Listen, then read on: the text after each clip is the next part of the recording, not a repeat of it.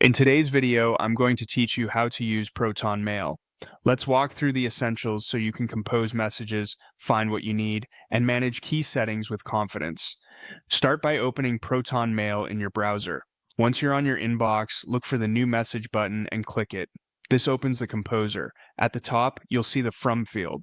If you have more than one address or alias in your account, choose the one you want to send from so the recipient sees the right identity. Next is the To field.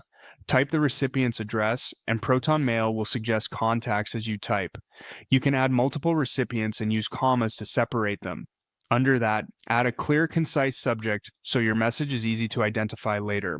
Below the subject is the body of your email. Write your message here. Keep it focused and consider a quick greeting and a call to action so your recipient knows exactly what you need.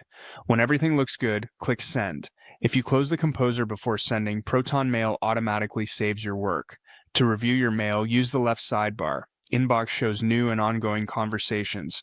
Drafts holds messages that were saved but not sent, which is handy if you need to come back later. Sent stores messages you've already sent, so you can confirm delivery time and what you wrote. For settings, go to the top of the page and click the settings icon, then choose All Settings.